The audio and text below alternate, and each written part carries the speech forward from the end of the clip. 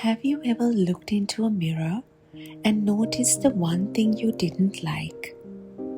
Perhaps it's a little line that wasn't there a few years ago, a mark on your skin, a change in your hair, something about your face that suddenly doesn't look the way you remember it. And isn't it interesting? We can look at our reflection and notice 10 things that are perfectly fine. And somehow, our attention goes straight to the one thing we wish we could change. We do something similar with ourselves beyond the mirror. We remember the one mistake.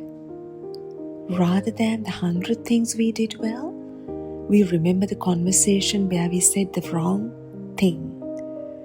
Rather than all the times we showed kindness, we remember the opportunity we missed.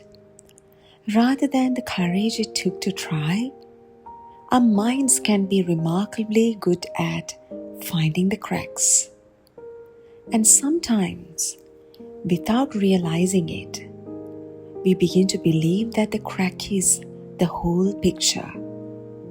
Imagine looking into a mirror that has a small crack across it. The crack is there, you can see it.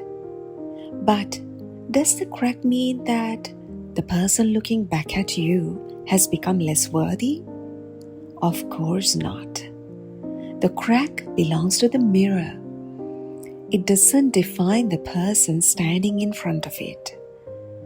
And perhaps we need to remember this when we look at ourselves too. Our mistakes are not our identity. Our difficult seasons are not our identity. The things we regret are not our identity. The parts of ourselves that we are still working on are not proof that we are broken. They are simply part of being human.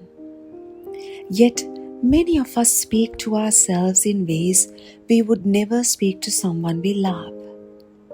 Imagine a close friend coming to you and saying, "I made a mistake today. I'm disappointed in myself." Would you look at them and say, "Yes, and that's because you always get things wrong"? Probably not.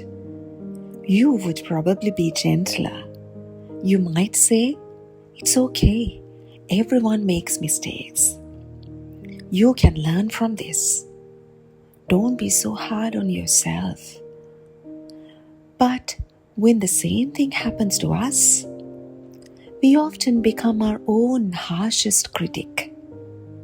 Mindfulness gives us an opportunity to notice this inner voice. Not to fight it, not to shame ourselves for having it, simply to notice. There I am again, judging myself.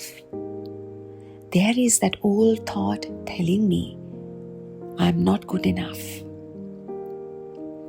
And when we hear such things, then we can pause, take a breath, and ask, would I speak to someone I love this way? If the answer is no, perhaps we can try another way. Not exaggerated positivity, not pretending everything is wonderful, just kindness. I made a mistake and I'm still learning. This is difficult and I can be gentle with myself while I move through it. I don't have to be perfect to be worthy. There is another beautiful thing about a mirror. It only shows us what is on the surface. It cannot show our courage. It cannot show the difficult things we have survived. It cannot show the people we have helped. It cannot show the times we chose kindness when it would have been easier not to. It cannot show how many times we picked ourselves up and started again. A mirror can show our face, but it cannot show our story. And perhaps we need to remember that when we are tempted to judge ourselves by what we can immediately see, you are always more than the part of yourself you are currently criticizing. So today, if you happen to look into a mirror, try something different. Don't search for what needs fixing. Instead, pause for a moment. Look at yourself gently and remember everything that reflection cannot show you.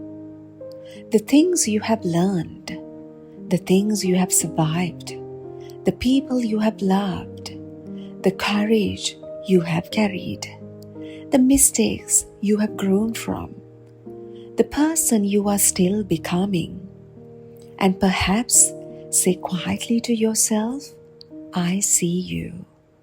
I don't need you to be perfect. I'm learning to see you with kindness. Because perhaps beauty isn't about having a reflection without imperfections. Perhaps beauty is learning to look at ourselves with enough compassion to see the whole picture. The mirror may have a crack. We may have scars. We may have changed. We may not look exactly as we once did. But none of that takes away our worth. So the next time your eyes go immediately to the part of you which you don't like, pause, take a breath, and look again. There is so much more to you than the crack you noticed first. Thank you for spending these 5 minutes with me. Until next time, may you continue to slow down enough to notice the beauty hidden within ordinary moments. This is 5 Minutes to Beauty on The Quiet Place. I'm Nimali. Take care and I'll meet you once again.